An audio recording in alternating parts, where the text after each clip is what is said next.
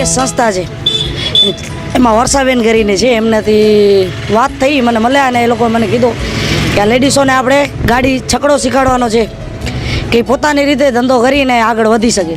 તો મેં એમને હા પાડી અને 4 મહિનાથી હું આ લોકોને શીખવાડું છું. એમાં 5 લેડીઝો હતી, એમાંથી 2 પાસ થઈ છે ને પોતાની રીતે ગાડી ચલાવે છે. હવે એ લોકોને હજી પણ કાંઈ જરૂર પડે તો હું એમની સાથે જાઉં છું.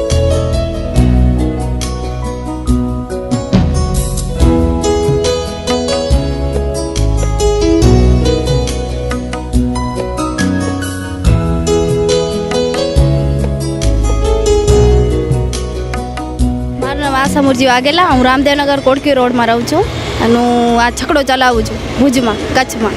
અમારી કચ્છ મહિલા વિકાસ સંગઠન છે જે આ શરૂ કરાયો છે. અમને પહેલાં અમને 40 દિવસ અમદાવાદ ગયા હતા, પછી ભુજમાં 2 મહિના ટ્રેનિંગ લીધી, એટલે ચલાવવા માટે આમ 3.5 મહિના લાગ્યા અને પછી 2 મહિના થયા એટલે આમ છકડો ચલાવી છે.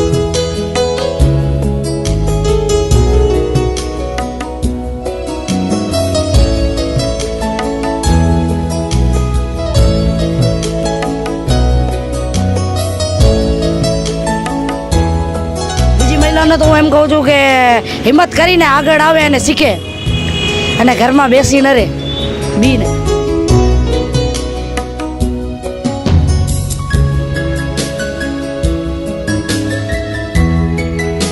અમારા ઘરમાં તો અમે છે ને, મારા પપ્પા મજૂરી કામ કરે છે અને પછી મારો ભાઈ એક છે એ રક્ષસની દુકાનમાં જાય છે અને પછી હું પણ આમ છકડો ચલાવું તો મને થોડી પણ આમ હિંમત મળી છે અમારા ઘર તરફથી અને મને બહુ ખુશી થાય છે કે છકડો હું ચલાવું છું. હું બહેનોને જ કહેવા માગું છું કે પોતે આગળ વધો અને હિંમત કરો મારા જેમ, અને છકડો તમે ચલાવો ને આવી રીતે મારી જેમ ટ્રેનિંગ લ્યો તમે.